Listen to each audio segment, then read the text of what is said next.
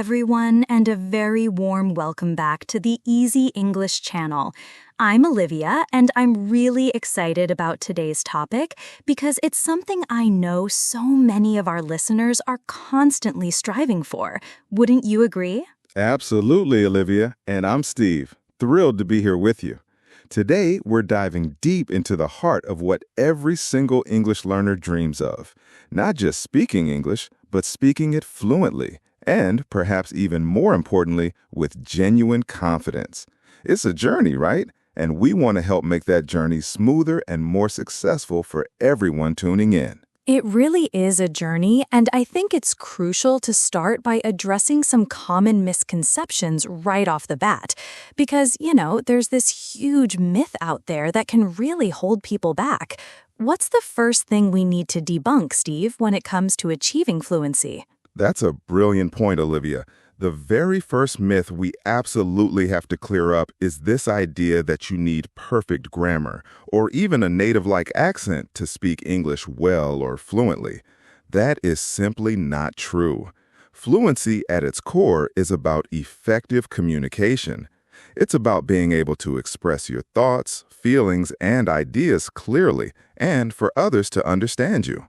It's not about never making a mistake or sounding exactly like someone from London or New York. It's about getting your message across, plain and simple. I completely agree. It's like people get so hung up on the perfection aspect that they end up paralyzing themselves. And that leads us directly to another huge barrier, the fear of making mistakes. Can you elaborate on why that fear is so counterproductive? Exactly. It's a real trap. So many learners, so many, stay silent or avoid speaking opportunities precisely because they're terrified of messing up. They think, oh, if I say something wrong, I'll sound stupid, or people will judge my English. But here's the game changer. Mistakes are not a problem. They are fundamentally a part of the learning process. Seriously, every single confident English speaker you admire today, whether they're a native speaker or someone who learned English as a second language, they all made thousands, probably tens of thousands of mistakes along the way. Think of them as stepping stones, not stumbling blocks. Each mistake is just feedback, telling you, okay, maybe try it this way next time. It's how our brains learn and adapt. That's such an important mindset shift. Mistakes are data, not failures. So with that in mind, what's one of the most practical and effective strategies our listeners can start implementing right now to build that fluency, to actually get those words out? Okay, this one might sound incredibly simple, but it's profoundly effective. Speak English every single day. And I mean every day. You don't need a conversation partner initially, although that's fantastic if you have one. Even just 10 minutes daily can make a colossal difference. How do you do that? Well, you can talk to yourself. Describe your morning routine out loud in English. Narrate what you're doing as you cook dinner. Explain your thoughts on a news article you just read. You could even practice saying your grocery list out loud. The goal here is to get your mouth muscles moving, to get your brain accustomed to forming sentences on the fly, and to break down that internal barrier that says, I can't. It's about building a habit, building comfort with a language coming out of your own mouth. I love that. It really takes the pressure off because you don't need an audience to practice, just consistent daily engagement. And flowing from that, another powerful tip you often share is about changing our internal monologue, isn't it? Absolutely, Olivia. This is a game changer for many. Stop translating word by word from your native language in your head. It's a natural habit when you first start learning, but it severely slows down your processing and speaking speed. Instead, actively try to think in English. Start small. When you wake up, instead of thinking, oh, I'm so tired in your native language, try to think, I'm tired. When you grab a cup, think, I need coffee. When you look out the window, think, it's a sunny day.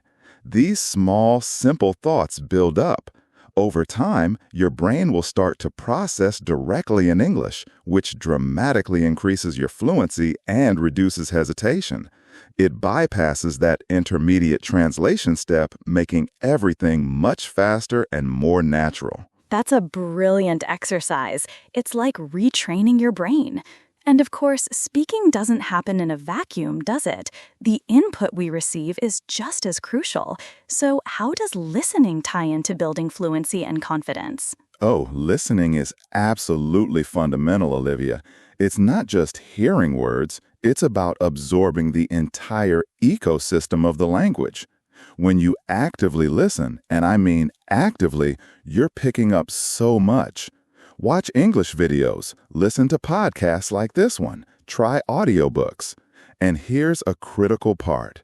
Repeat what you hear. Not just mimicking, but internalizing. This helps your brain learn the natural rhythm of English speech, the correct pronunciation, and those all-important sentence structures that feel right. You'll start to notice patterns, common phrases, and how native speakers connect words. It's a powerful feedback loop. You listen, you internalize, and then you apply that in your own speaking practice. The more quality input you get, the better your output will become. So it's not just about passively hearing, but engaging with the sound. That's super helpful. And let's circle back to confidence, because we mentioned it at the beginning, and it's truly the holy grail for so many learners. How do we actually build that crucial confidence? This is a really big one, Olivia, and it's often misunderstood. People often think, I need to be confident before I can speak, but it's actually the other way around. Confidence doesn't come before speaking, it comes because of speaking. It's a result, not a prerequisite. The more you speak, even if you're making mistakes, even if it feels awkward at first, the more comfortable and capable you become. Each time you successfully express an idea, each time someone understands you, it's a small win that builds your self-assurance. So the key is to just start. Take that leap, and the confidence will follow as you build positive experiences. That's such a liberating thought. Just start, and the confidence will grow. And on that note, another common trap for learners is comparing themselves to others. We all do it, but why is it particularly unhelpful in language learning? Oh, comparison is the thief of joy, as they say, and it's especially true in language learning. Your journey, Olivia, is unique. My journey is unique. Every single listener's journey is unique. We all have different native languages, different learning styles, different amounts of time to dedicate, and different goals. Comparing your beginning to someone else's middle, or even your current progress to someone who's been learning for years longer, is just going to lead to frustration and demotivation. Instead, focus inward. Focus on your progress. Are you better today than you were yesterday? Are you better this week than last week? If the answer is yes, then you are winning. Celebrate those small personal victories, and don't let someone else's apparent progress diminish your own hard work. Excellent advice. Celebrate your own wins. Now, for a quick and practical trick that can immediately make someone sound more natural and reduce those ums and ahs we all fall into sometimes, what's that great trick, Steve? Okay, here's a really effective trick. Learn useful phrases instead of just isolated single words. Think about it. When you learn hello, you learn one word. But when you learn how's it going or what's up, you're learning a whole chunk of language that's commonly used. These phrases are like ready-made building blocks. They help you sound much more natural because you're using language in context, just as native speakers do. And crucially, they reduce hesitation when you're speaking because you don't have to piece together individual words from scratch. You already have a common expression ready to deploy. So, instead of just rain, learn it's raining cats and dogs, or what miserable weather. It makes a huge difference. That's super smart. It's like having shortcuts ready to go in your brain. And finally, before we wrap up, let's talk about the broader context of English as a global language. This is often overlooked but incredibly reassuring, isn't it? It really is, Olivia, and it's such an important point for confidence. Remember this, English is the global language. What does that mean in practice?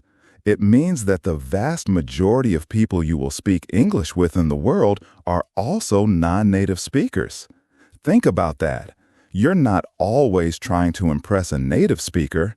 They don't expect perfection from you. What they expect and what they need is clear and effective communication. They're often in the same boat as you, navigating the language. This realization should free you from the burden of absolute flawlessness. Your goal is to connect, to understand, and be understood. That's it. That's such a powerful reminder and a fantastic way to frame it. It truly takes the pressure off. So, to all our listeners out there, what's your final message, Steve, to keep them motivated on their journey to fluency? My final message is this: keep going. Seriously, keep speaking, keep practicing, keep putting yourself out there. Speak boldly, even if your voice trembles a little at first. And make those mistakes proudly, because each one is proof that you are trying, that you are learning, and that you are progressing. Fluency isn't achieved overnight. It's built step by step, word by word, conversation by conversation. You absolutely have what it takes. Fantastic words of encouragement, Steve. Thank you so much for sharing all these incredibly helpful insights on the Easy English channel today. Keep practicing, stay motivated, and most importantly, believe in yourself. You've got this. You absolutely do. We'll see you all in the next video or podcast episode, and until then, remember to keep speaking English with confidence. You're doing great.